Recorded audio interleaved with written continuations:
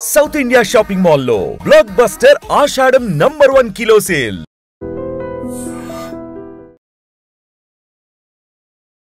ఇప్పుడంతా మాట్లాడుకుంటోంది నిమిష ప్రియ గురించే. ఉరి శిక్ష ఎందుకు ఖరారు చేశారు, ఎందుకని అది పోస్ట్పోన్ అయింది? మన కేరళ నుంచి వెళ్ళినటువంటి ఒక అమ్మాయి, ఒక మదర్, తన గురించి అయితే మాట్లాడుకుంటున్నారు. నిమిష ప్రియ డెత్ సెంటెన్స్ ఇచ్చి ఆల్మోస్ట్ ఐ థింక్ బహుశా 2 సంవత్సరాలు అవుతుంది. నిమిష ప్రియ కేసు ఏం జరిగిందంటే, ఆమె అక్కడ నర్స్గా వెళ్ళి పనిచేస్తున్నప్పుడు వాళ్ళ హస్బెండ్ కూడా ఉన్నారు ఆ టైంలో. వీళ్ళేంది ఇండియా నుంచి మోస్ట్ ఇల్లీగల్గా వెళ్తారు. ఇదే ప్రాబ్లం అన్నమాట. ఇల్లీగల్గా అక్కడ వెళ్ళి ఒక జాబ్ చెప్తారు, అక్కడ వెళ్ళినప్పుడు ఇంకో జాబ్ చేపిస్తారు. ప్రజెంట్ సిచ్యువేషన్ అయితే వాళ్ళ బ్రదర్, చనిపోయిన వ్యక్తి బ్రదర్ అయితే మాకు ఆ బ్లడ్ మనీ వద్దు అనేది కూడా చాలా గట్టిగా చెప్తున్నారు. సో పన్నుకి పన్ను, ప్రాణానికి ప్రాణం అన్నట్టు. They are not uneducated cult. Desert cult ఏంటంటే ఒకరిని కంపేర్ అంటే నేను వాడిని చంపేస్తాను.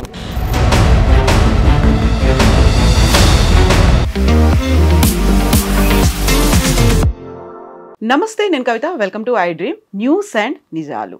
ఇప్పుడంతా మాట్లాడుకుంటోంది నిమిష ప్రియ గురించే. తనకి యాక్చువల్గా ఉరి శిక్ష ఎందుకు ఖరారు చేశారు, ఎందుకని అది పోస్ట్పోన్ అయింది, పోస్ట్పోన్ అవడం వెనకాల మీడియేషన్ చేసింది ఎవరు, యాక్చువల్గా యెమెన్లో ఉన్నటువంటి పరిస్థితులు ఏంటి, డిప్లొమాటిక్ కండిషన్స్ ఏంటి, ఎలా దీన్నంతా చూడాల్సినటువంటి అవసరం ఉంది, నెక్స్ట్ ఏం జరగబోతోంది. మనతో పాటుగా ఉన్నారు సురేష్ కొచ్చాతిల్ గారు. సార్ నమస్తే.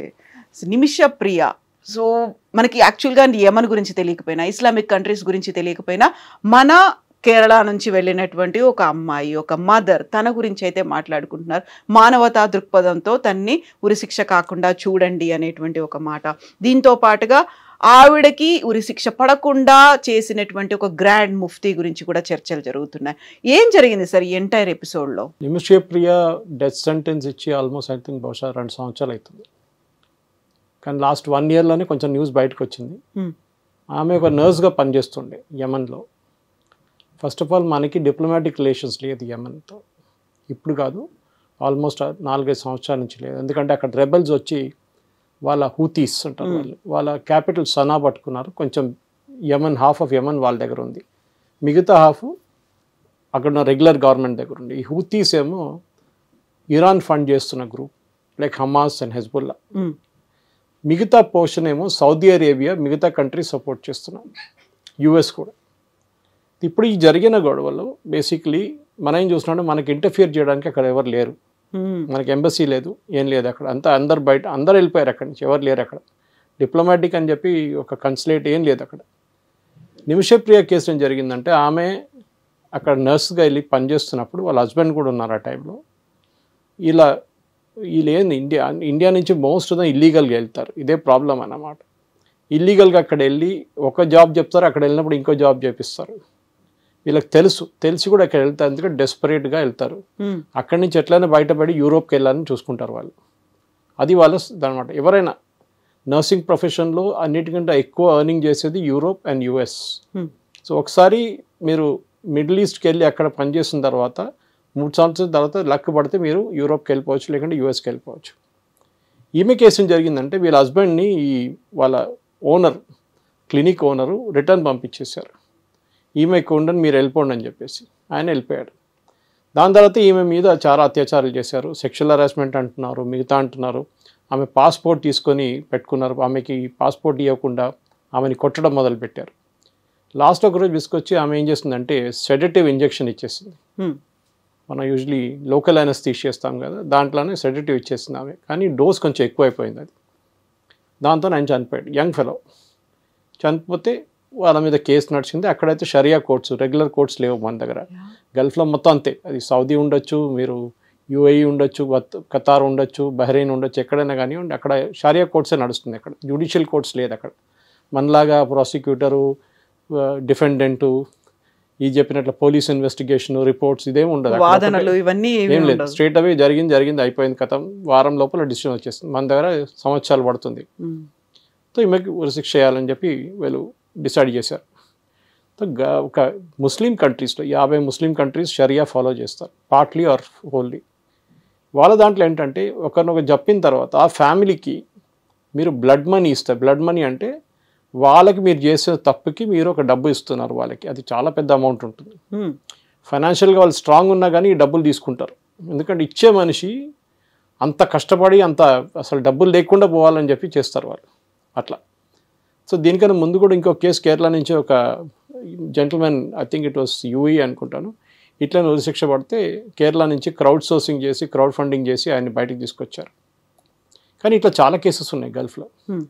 మనం వింటున్నది ఇంతే, ఎందుకంటే ఇది ఒకటి కేరళ నుంచి, సెకండ్ ఆమెకి జరిగిన కదా ఆమె మహిళ అని చెప్పి ఇంకోటి. కానీ నార్త్ ఇండియా నుంచి చాలామంది ఇట్లనే గల్ఫ్లో జైల్స్లో ఉన్నారు, ఎవరు వాళ్ళని పట్టించుకోవట్లేదు. పబ్లిసిటీ లేదు, ఏం లేదు. పాపం వాళ్ళు కొంతమంది అయితే 2 వారాల ముందే ఒకరిని తీసేశారు, ఉరిశిక్ష చేసేసారు, ఎవరు పట్టించుకోలేదు. నిమిషప్రియలాగా ఆమెకి పబ్లిసిటీ లేదు పాపం. సో అట్లా ఒక 10-15 మంది ఈజీగా గల్ఫ్లో ఉన్నారు వెయిటింగ్ ఫర్ డెత్ సెంటెన్స్, అంటే death to be carried out, sentence to be carried out.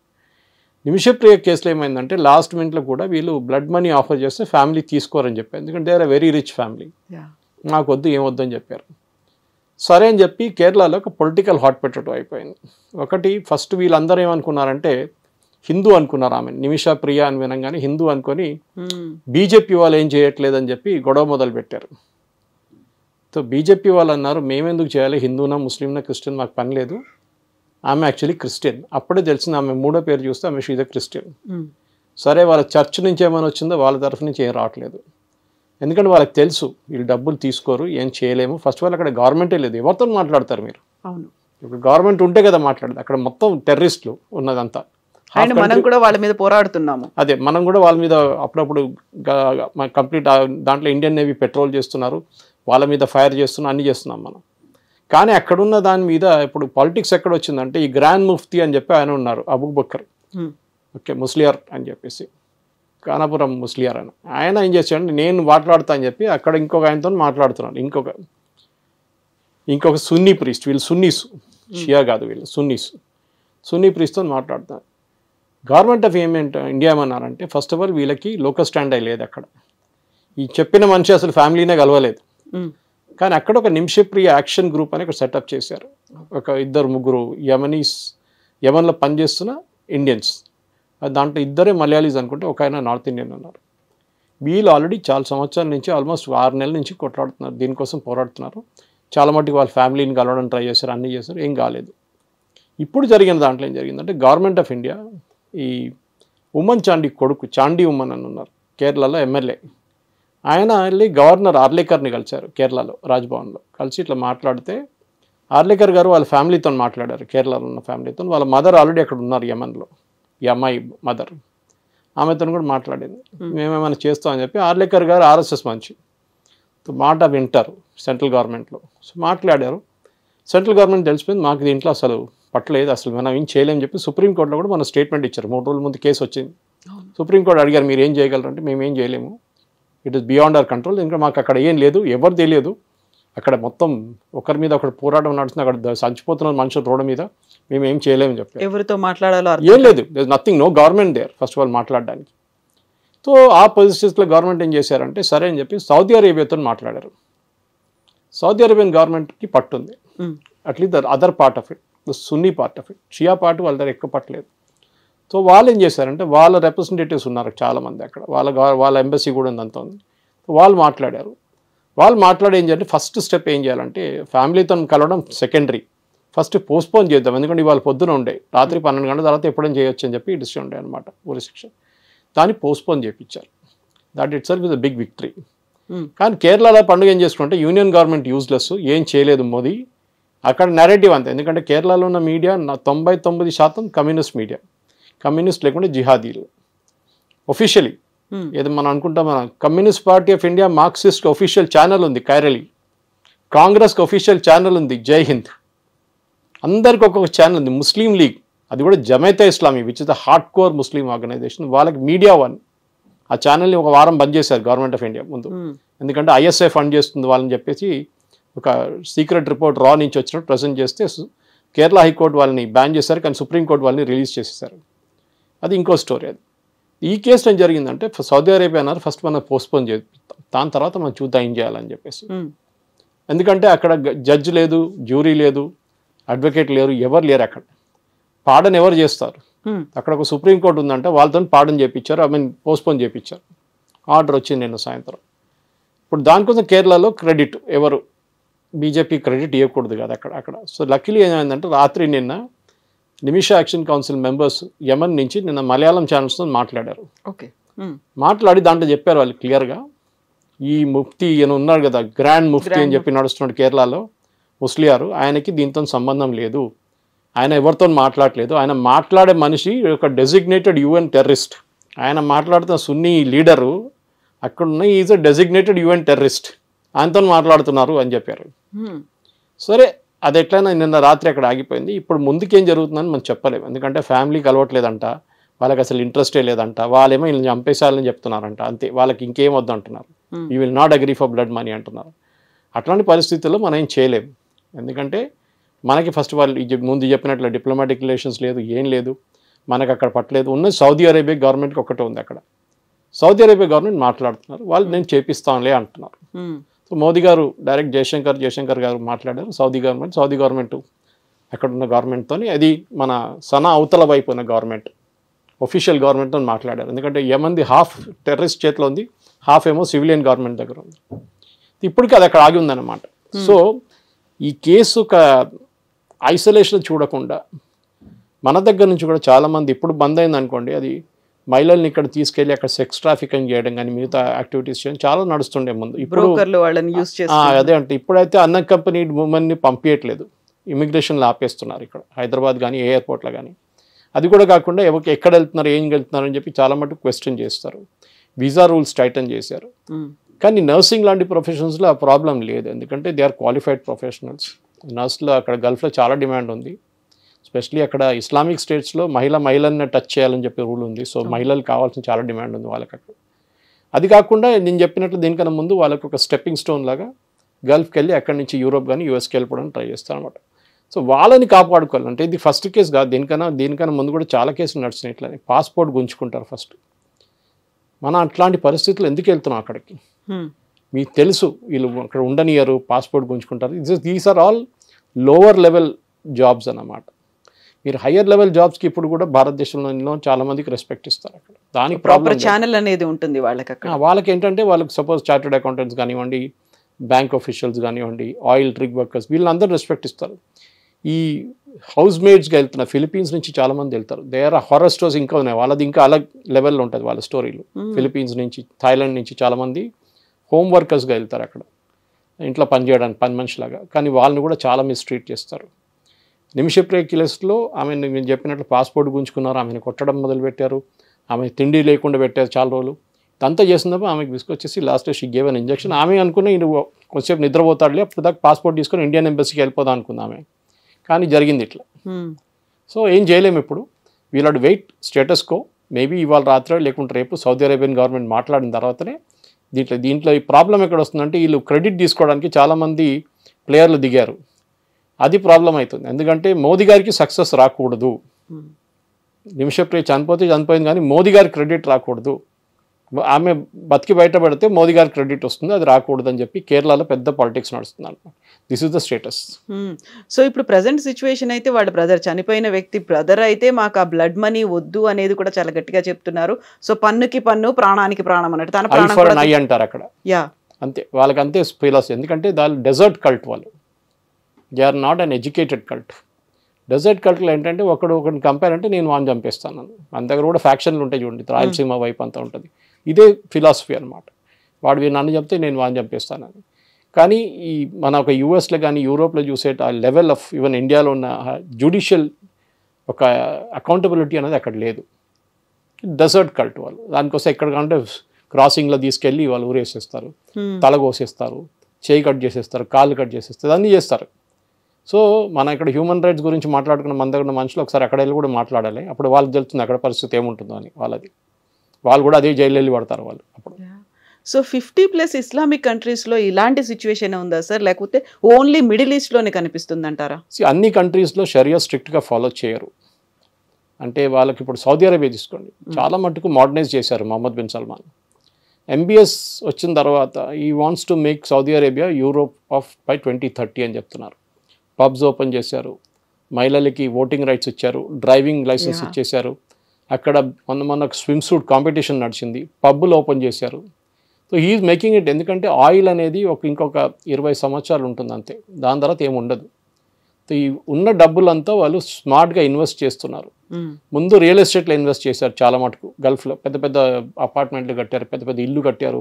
మనం చూసే జుమ్రా లాంటి ఐలాండ్ కట్టారు సీ మీద. కానీ ఏం జరిగింది, దాంట్లో ఏం అసలు వాల్యూ అడిషన్ ఏం లేకుండా పోయింది అంతే. కొంతమంది కొన్నారో అంతే, అక్కడ ఉండిపోయింది అది. వాళ్ళకి ఏం తెలిసింది, నెక్స్ట్ జనరేషన్కి వెళ్ళాలంటే అక్కడ టెక్నాలజీతో ఇన్వెస్ట్ చేయాలి. సో వాళ్ళు ఐటీ పార్కులు కానివ్వండి, బయోటెక్ పార్క్స్ కానీ అదంతా అక్కడ ఓపెన్ చేస్తున్నారు వాళ్ళు. దాంతో ఏమవుతుందంటే వాళ్ళు నెక్స్ట్ జనరేషన్కి అట్లీస్ట్ ఈ డబ్బులతోనైనా బతకొచ్చు మనం చెప్పేసి చేస్తున్నారు అనమాట. వాళ్ళు చాలా మటుకు బయట కూడా ఇన్వెస్ట్ చేశారనుకోండి. బయట ఉన్న సూపర్ మార్కెట్స్ చాలా హ్యారెడ్స్ అన్నీ వాళ్ళు కొనుక్కున్నారు, ఎప్పుడో కొనుక్కున్నారు ఇదంతా. So investment they have done. But modernization కోసం మీరు అడిగిన ప్రశ్నకి 50లో బహుశా 10 స్టేట్స్ చాలా స్ట్రిక్ట్గా ఫాలో చేస్తుంది, మిగతా 40 మెచ్యూర్గా వాళ్ళు డిప్లొమాటిక్గా అవాయిడ్ చేస్తారనమాట. కానీ బ్లడ్ మనీ అనే కాన్సెప్ట్ షరియా నుంచి వస్తుంది, అది మనం ఏం చేయలేము. అది వాళ్ళు మన దగ్గర అట్లా ఏం లేదు కదా. మన we have the second largest Muslim population in the world, ఆలోచించండి. కానీ we are not a part of Islamic bloc. ఓఐసీలో కూడా మనకు మెంబర్షిప్ లేదు. So second largest Muslim population పెట్టుకుంటే మనం ఫాలో చేయట్లేదు. వీ ఫాలో సర్టన్ రూల్స్ అంతే. షరియా తీసుకొచ్చి ఇక్కడ తలాక్ అని చెప్పారు, దాన్ని మోదీ గారు కొట్టిపడేశారు. దానికి వ్యతిరేకంగా చాలా ప్రొటెస్ట్ నడిచింది. మా పర్సనల్ లాగా ఉండాలని చెప్పారు. సరే మరి చేయకూడడం, తల కోయడం కూడా పర్సనల్ లా పెట్టుకుందాం, మనం క్రిమినల్ లా కూడా పెట్టుకుందాం, అప్పుడు వద్దు అంటారు వాళ్ళు. లాంగ్ స్టోరీ షార్ట్, అక్కడున్న పరిస్థితుల్లో, ఇప్పుడున్న పరిస్థితుల్లో గల్ఫ్లో చాలా మటుకు మార్పులు వస్తున్నాయి.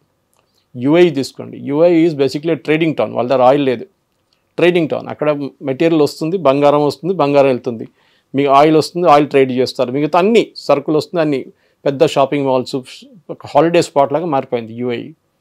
సో వాళ్ళ బిజినెస్ వాళ్ళు చేసుకుంటారు. Saudi Arabia at the same time ఎంబీఎస్కి డైరెక్ట్గా కంప్లీట్ ఓవర్ నైట్ చేంజ్ చేసుకురాలేకపోతారు. ఎందుకంటే అక్కడ they are the custodians of 2 holiest sites, Mecca and Medina. So naturally కొంచెం మెయింటైన్ చేయాల్సి వస్తుంది అది. కానీ అప్పుడు కూడా మీరు చూసుంటారు, మెక్కా మదీనాలు కూడా స్మృతి ఇరానీని అలౌ చేశారు, ఒక మహిళ.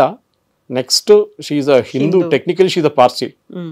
ఓకే, పార్సీని కూడా వాళ్ళు అలౌ చేశారు.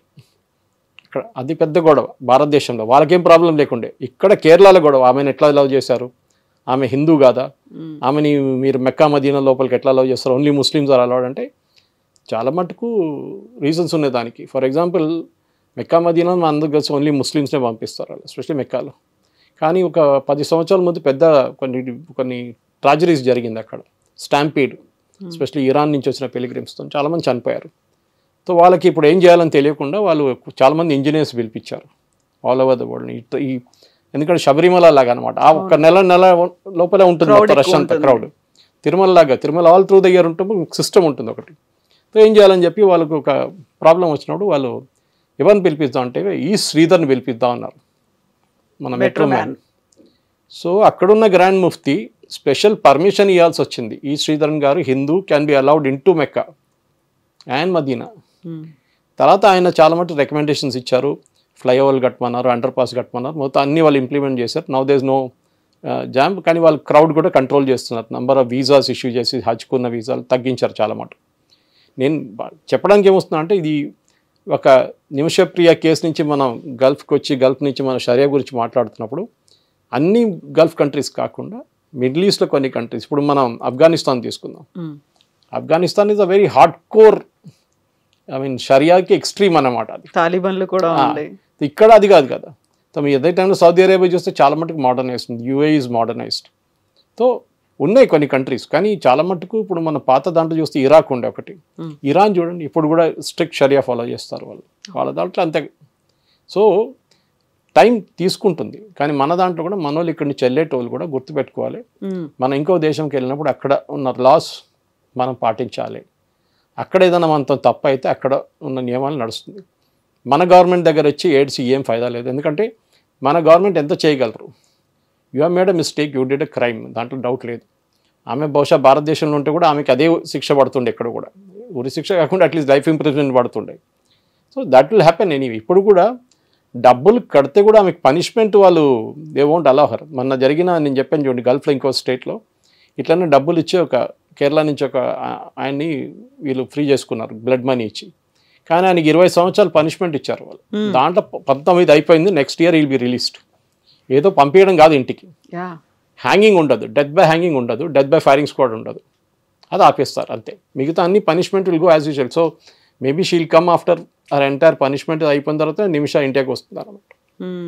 ఒకవేళ ఇఫ్ ఆల్ గోస్ వెల్, ఇప్పుడు ఆల్ గోస్ వెల్ అదంతా మనం చెప్పలేము, ఎందుకంటే that area is very unstable area. అది మన అందరికి తెలిసిందే. ఇప్పుడు జరిగిన దాంట్లో కూడా ఎప్పుడు కూడా గొడవలు ఉన్నాయి హూతీలతో. నిన్న కూడా అమెరికన్స్ ఫైర్ చేశారు హూతీల మీద. సో అక్కడున్న సిచ్యువేషన్ మనకు తెలియదు, అక్కడ గవర్నమెంట్ లేదు, కానీ సౌదీ అరేబియా మన కోసం మాట్లాడుతుంది. సో ఇట్లాంటి కంట్రీస్లో అక్కడ ఏదైనా క్రైసిస్ వచ్చింది, లేకుంటే ప్రజలు they are in desperate need అనుకున్నప్పుడు భారతదేశం ప్రతి ఒక్కరికి హెల్ప్ చేస్తూ వస్తుంది కదా సార్. ఒకవేళ యెమెన్కి కూడా హెల్ప్ చేయాలి అనుకుంటే అక్కడ ఉన్నటువంటి హూతీలేమో చాలా స్టబన్గా ఉన్నారు, they are not taking any help, ఇలాంటిది లేదు, వాళ్ళు అనుకున్న పనే వాళ్ళు చేస్తూ వస్తున్నారు. ఇలాంటి సిచ్యువేషన్ ఏదో వచ్చింది మనకు, కేవలం భారతదేశానికి మాత్రమే కాదు కదా, డిప్లొమాటిక్గా అన్ని కట్ ఆఫ్ అయిపోయింది, అన్ని దేశాలతో అలాంటి పరిస్థితి ఉన్నప్పుడు అక్కడ ఉన్నటువంటి ప్రజల పరిస్థితులు ఎలా ఉన్నాయి? చాలా దారుణం ఉందండి. Yemen is very bad shape, చాలా బ్యాడ్ షేప్లో. ఒకటి సరే వాళ్ళకి డబ్బులు తక్కువ లేదు, డబ్బులు ఉన్నాయి, డబ్బుల కన్నా ఎక్కువ మిసైళ్ళు ఉన్నాయి వాళ్ళ దగ్గర. సో వాళ్ళకేంటంటే ఒక ఇస్లామిక్ రూల్ అది వాళ్ళు స్థాపించారు. ఎందుకంటే ఒఫిషియలీ యెమెన్ గవర్నమెంట్ చాలా ఒక లిబరల్ గవర్నమెంట్ ఉండే ముందు, కానీ ఇరాన్కి పడదు వాళ్ళతో. ఇప్పుడు across the sea, across Gulf they are on other side Yemen ఉన్నారు, ఇటువైపు ఇరాన్ ఉన్నారు. వాళ్ళతో పడకపోతే లాస్ట్లో యెమెన్ మీద ఇరాన్ వాళ్ళు హూతీలు దాడి చేసి వీళ్ళు సపోర్ట్ చేసిన గ్రూప్ అక్కడ వెళ్ళి టేక్ ఓవర్ చేసుకున్నారు. వాళ్ళు ఫస్ట్ టైం చేశారని టేక్ ఓవర్ చేయగానే సౌదీ అరేబియా మీద మిసైల్స్ ఫైర్ చేశారు. ఆలోచించే మనం ఇప్పుడు ఇజ్రాయెల్ గురించి మాట్లాడుతున్నాం, ఇజ్రాయెల్ మీద ఫైర్ చేస్తారని అందరు మర్చిపోయారు. ఈ సనా టేక్ ఓవర్ చేసిన అదే టైంలో వాళ్ళు సౌదీ అరేబియా మీద బాంబింగ్ చేశారు. కానీ సౌదీ అరేబియా వాళ్ళ పేట్రియట్ మిసైల్స్, యుఎస్ మిసైల్స్ అన్నీ పెట్టి, యుఎస్ బేస్ కూడా ఉంది అక్కడ సౌదీ అరేబియాలో, వాళ్ళు అడుకున్నారు. సో మనం పాత హిస్టరీ మర్చిపోతున్నాం. మనకు ఇండివిజువలిస్టిక్ పాయింట్కి వచ్చి ఆమె కేసులో ఏం చేయాలని ఆలోచిస్తున్నాం. ఇట్లాంటినే నేను చెప్తున్నాను, ఇట్లాంటి ఒక 10-20 కేసు లెక్క. సనా ఒకటే కాదు, యెమెన్ ఒకటే కాదు, గల్ఫ్లో చాలా మటుకు. మీరు వాళ్ళ గురించి మాట్లాడుతున్నప్పుడు కూడా ఆలోచించండి. లాస్ట్ టైం ఈ క్రౌడ్ ఫండింగ్ చేసి ఆయన బయటకు తీసినప్పుడు కేరళలో ఆయన కోసం ఐ థింక్ ఆల్మోస్ట్ 20 కోట్లు 25 కోట్లు రైజ్ చేశారు పబ్లిక్ నుంచి. డబ్బులు ఇస్తారు పబ్లిక్, క్రౌడ్ ఫండింగ్ చేస్తే ఇస్తారు, కానీ మీరు ఎన్ని రోజుల దాకా చేస్తారు? డెఫినెట్గా నిమిషా ప్రియ కేసులో షీఈ్ మ్యారీడ్, షీఈ్ హస్బెండ్, పిల్లలు ఉన్నారు, అన్నీ ఉన్నారు వాళ్ళ దగ్గర. సో ఆ పరిస్థితుల్లో మనం కూడా సరే హెల్ప్ చేద్దాంలే అని చెప్పి చేస్తాం అన్నమాట. కానీ దాన్ని పాలిటిక్స్ కన్వర్ట్ చేయడము, మోదీ గారి మీద క్యాంపెయిన్ నడిపించడం ఇట్స్ నాట్ ఫేర్. కేరళలో అదొకటే, ఆమె చనిపోయింది, కానీ మోదీ గారికి క్రెడిట్ రాకూడదు. అది ఇప్పుడు అక్కడ నడుస్తున్న ప్రజెంట్ క్యాంపెయిన్ స్టేటస్ అది. అది కూడా నిన్న రాత్రి యెమెన్ నుంచి ఆయన డైరెక్ట్ చెప్పారు, నిమిషా యాక్ట్ అండ్ కమిటీ వాళ్ళ, and is a Christian gentleman, ఆయన చెప్పారు వీళ్ళు కేరళలో ఇక్కడ న్యూస్ ఛానల్ మొత్తం అబద్ధం చెప్తున్నారు, ఈ గ్రాండ్ ముఫ్తీకి ఏ సంబంధం లేదు, ఆయన ఎవరితో మాట్లాడే అధికారం లేదు, ఇక్కడ మేము మాట్లాడుతున్నాం, సౌదీ అరేబియా గవర్నమెంట్ మాట్లాడుతున్నారు, ministry of external affairs UAE Saudi Arabia గవర్నమెంట్తో మాట్లాడి we are trying to arrive at some solution. అది ఏం సొల్యూషన్ వస్తుందో నెక్స్ట్ 1 వీక్లో చూడాల్సిందే. ఇప్పటికైతే ప్రెసెంట్ అయితే దాన్ని పోస్ట్పోన్ చేశారు, కంప్లీట్గా మేము ఉరి శిక్షని రద్దు చేశాము అనేటువంటి మాట అయితే లేదు అసలు. Correct. Yes sir, thank you so much sir. Thank you sir. నిజంగా ప్రస్తుతం ఉన్నటువంటి సమాజం దేనికి ప్రయారిటీ ఇస్తుంది? ఆర్థిక సంబంధాల చుట్టూ మాత్రమే తిరుగుతోంది. మళ్ళీ ఎన్నికలంగానే చాలా విరక్తి కలుగుతాను. మంచి అనిపిస్తుంది కదా, లేడీస్ కూడా ఛాలెంజింగ్ జాబ్స్ చేసినప్పుడు చాలా బాగుంటది. ట్రాఫిక్ అసిస్టెంట్స్ గా నియమించిన ట్రాన్స్జెండర్స్ అందరితో సాల్యూట్ చేయించుకుంటున్నారు. ఫుడ్ డెలివరీ ఇవ్వటానికి వెళ్ళినటువంటి డెలివరీ బాయ్ అనిల్ పై కళ్ళ ముందు